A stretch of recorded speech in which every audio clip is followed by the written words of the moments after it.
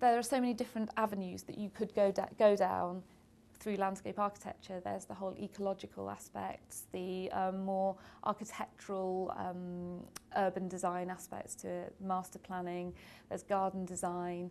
I mean, the fantastic thing is it's varied, it allows you to travel, go all over the place, see interesting places, meet interesting people who work in all sorts of different professions, and it's a job you can do anywhere in the world, which is brilliant, which actually is one of the things I really like about it. I could work for a local authority, I could work for private firms, I could work for public firms, or work as an individual, have my own business. So really landscape architecture covers, there are various niches that you can have. Young people need a basic set of skills, but they can then specialise in huge variation within the profession. And the landscape profession is one of many, many disciplines, and you can specialise in any one of those disciplines. I would say that the foundation to the profession is a good advocate, somebody who can speak well, who can enthuse and capture people's imagination.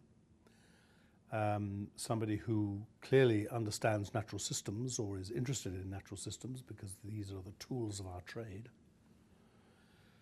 And somebody with a massive amount of imagination and who can think forward and think about how to solve the great variety of problems that will hit them every day of their working career. You need to understand topography, geology, the sciences of how ecosystems work. You need to understand people. You need to understand politics. You need to understand economics. So you don't need to actually have a degree in all of those things, but you need to understand them because they all come together. Because very often we're dealing with public realm, so-called, i.e., open space that is in public ownership or in everyday public use. It's not all just about private gardens. It's very much about the spaces that probably you walk through every day without realising that you're walking through something that has been designed. So you need to understand really how communities work together. I think you need a very wide range of skills. Design, obviously, but you need to be able to, I think, empathise with the people who are going to be inhabiting the place that you're creating. And you also need to be able to work in teams, both within your office and in terms of project teams involving other disciplines and clients. And that's a really important skill, I think, because it's always a bit of a battle to achieve quality in the built environment. There are lots of forces trying to reduce expenditure on the public realm and to prioritise other things. So to win those battles, I think you need to have a way of engaging with other people on projects that's very compelling. I think this is one of the few professions that allows you to go outdoors, go on site, enjoy a day outside, get all the baseline study done, go back into the office and put the jigsaw together, find the opportunities, find the constraints, and then put it all together. So not many professions allow that, I would say. It's a mixture of like-minded people who are all working towards the same professional ends, but with such a diverse range of backgrounds and inputs from the management side, from landscape science and ecology, and as well as the design side. That's what's been so interesting about it, and why I've spent many years within the Institute. It really has been, a useful professional home to have. It can cover, to a greater or lesser degree, almost every element in the environment. And if you're interested in your environment and you want to be in a position to influence it, to make it better, to improve it, to create, to be innovative, to respond to all the challenges that are coming up now, and boy, have we got some challenges coming up now, then landscape's the ideal career for you. I think there's a really important role in landscape architecture to actually help save the planet. I think that it's not too strong to say that, because we have a combination of ways of looking at the world, which I think can be very, very helpful. We have a science background in terms of plants and physical geography and that kind of thing that come through most of the courses. We've got a design side. We think about the meaning of things. We have to deal with people, design for people. But equally, we're looking at function.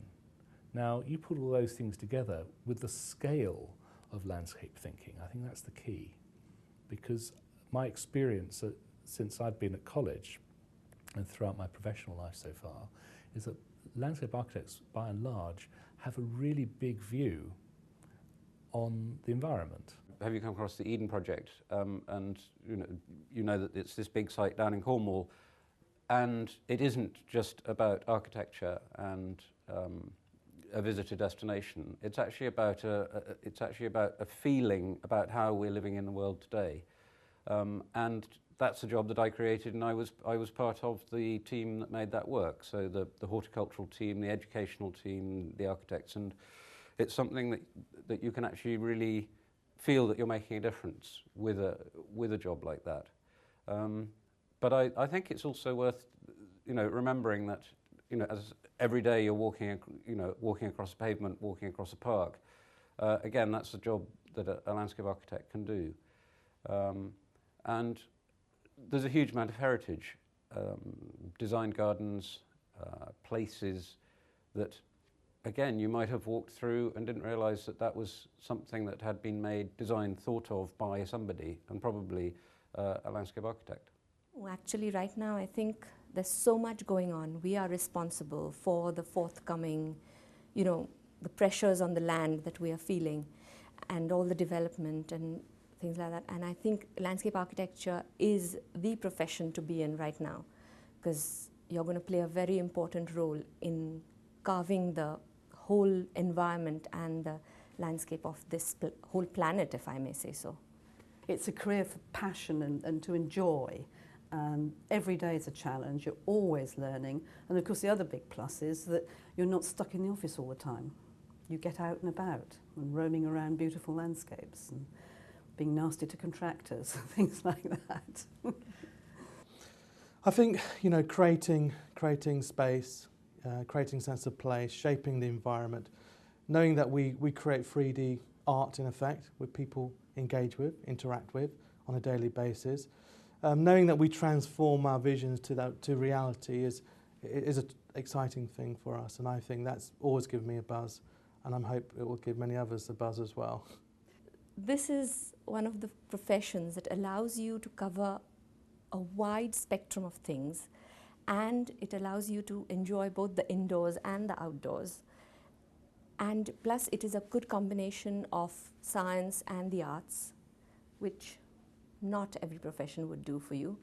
So that's why I would strongly recommend this profession to anybody. I mean, you should just give it a try and you'll find out. What would you say to a young person sitting here now to encourage them to join you in this work? They're going to have the time of their life. They're never going to get bored. No 9 to 5, no routine. Every day something new. That's what I always wanted. And it's such a great thing when you wake up in the morning and say, "Hi, I'm going to work," with a smile, instead of, "I've got to go to the office." That never happened so far, never.